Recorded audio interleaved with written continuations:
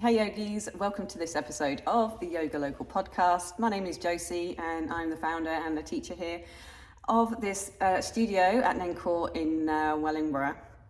I'm offering this podcast to you today. It's kind of got a double kind of purpose. One is to let you know about some events that we've got coming up, particularly one.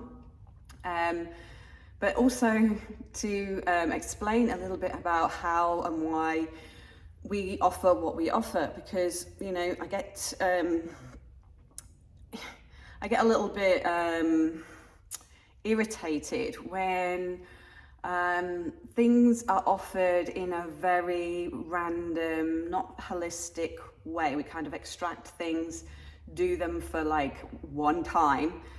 And it feels good, maybe, and we appreciate it and we go away feeling better than we did when we started. But it's this tiny fraction of our life and space and time that we're working on bringing harmony back, and we deserve more. You deserve more than just offering like these kind of little breadcrumbs of health and well-being into your life, when there is so much more potential on offer if we just create a little bit more discipline and a little bit more routine. So we're talking this month about the principle of action and Kriya Yoga. We all need a little bit of momentum to get us into action, and yoga isn't a passive practice. There's certain elements of surrender, but we have to show up, right? We have to show up and do the work. And it's not about showing up here and there.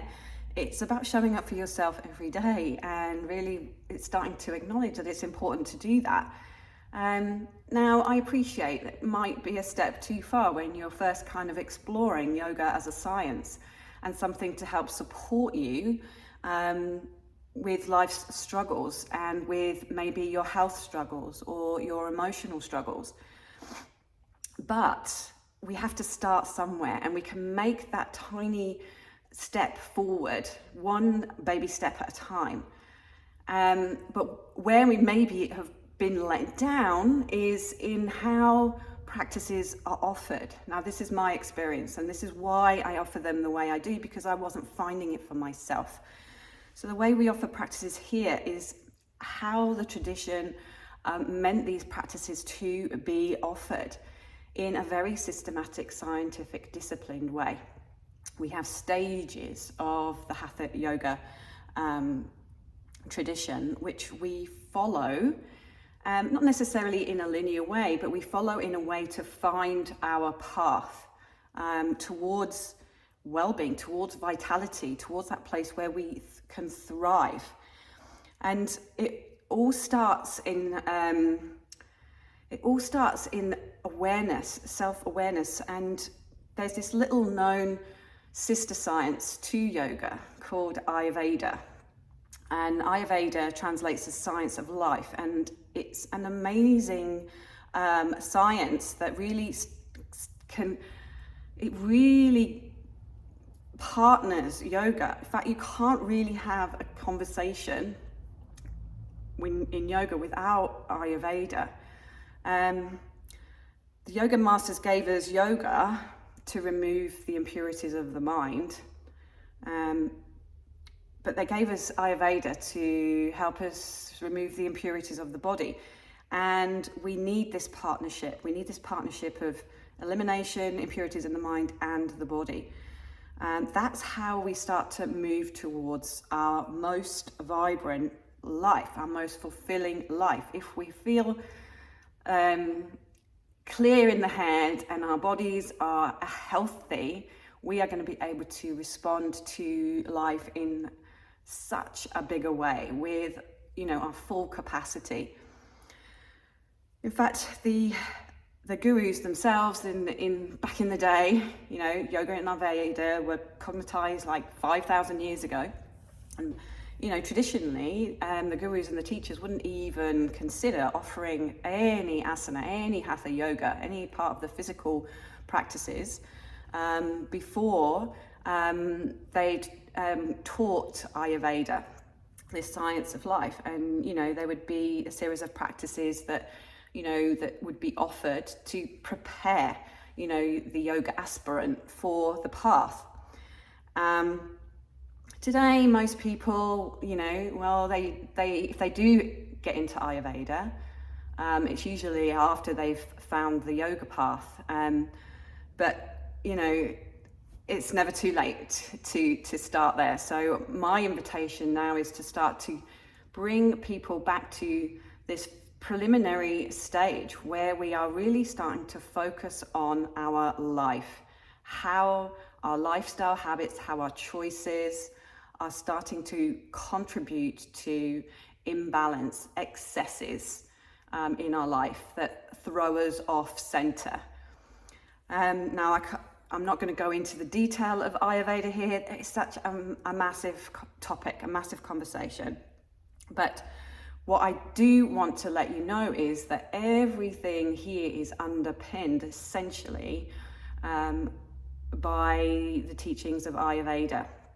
And as a result of that, we have also strategically placed opportunities within our schedule where you can start to become more educated in this area of your exploration into yoga.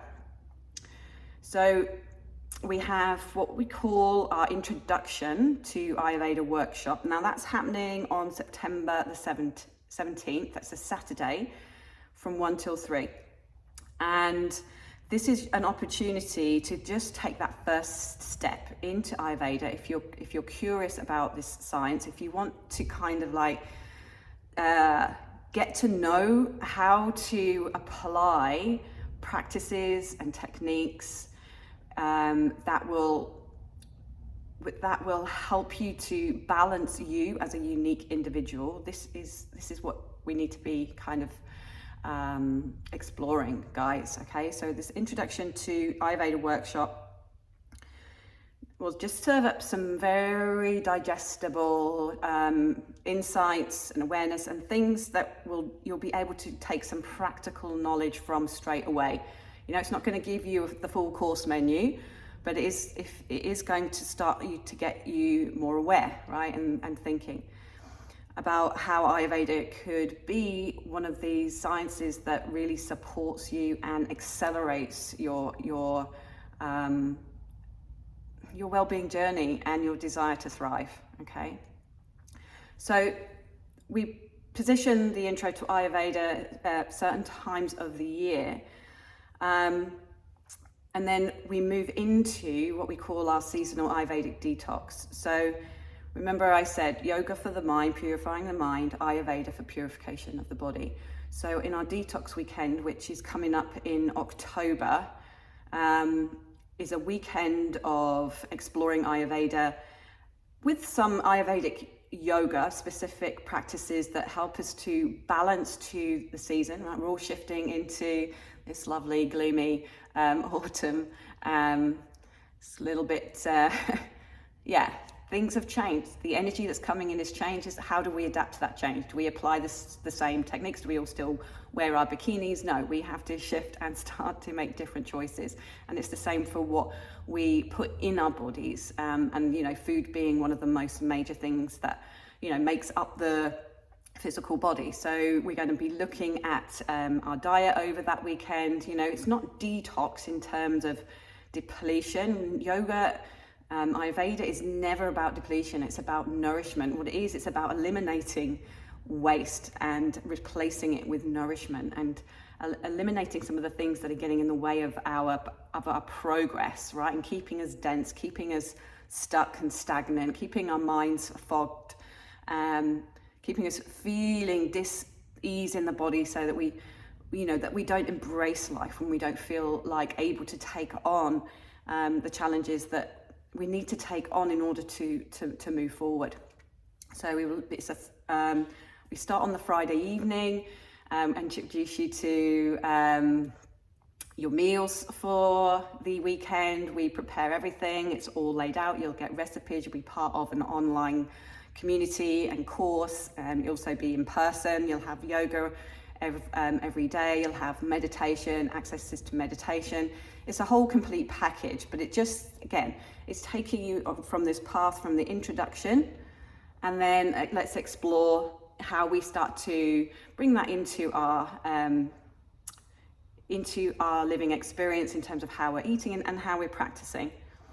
And then at the end of the year, in November, we then have a winter wellness retreat. So this is when we dive even more deeply into some of these teachings, and we explore your individual personality type, your current state of balance. It's really more about, your imbalances as they are now, right? The state that you're naturally kind of predisposed to is probably miles away from what you're actually experiencing because of life happening.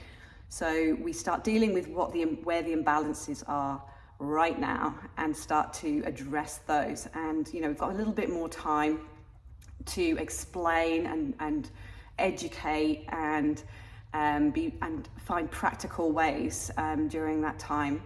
And it's at a beautiful location in St Nectan's Glen in Cornwall.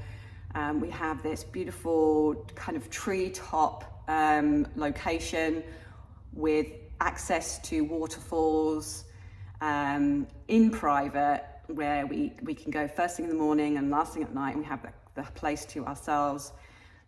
We're immersed in nature. We've got the coast just on our doorstep, lovely coastal walks, and a chance to really give yourself the time and the space and the priority that is needed, this discipline to take action one step at a time.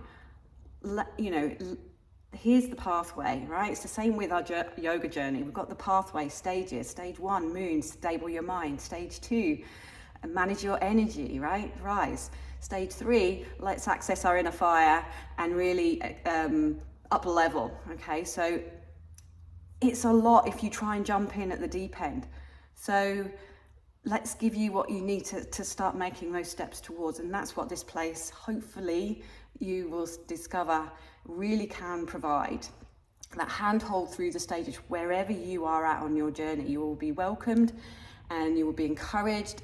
And there's so much I want to share with you. I'm passionate about this. Ayurveda was the first thing that I was called to when I first started my journey. It supports me. It never ceases to amaze me just how simple but potent it can be. And I just want to share that with you. So if you're interested in this conversation, if you're interested in events and practices and retreats that all add up to moving you and expanding you and growing you into your best self, your most vibrant self, your most fulfilled sense of self, then come and check us out.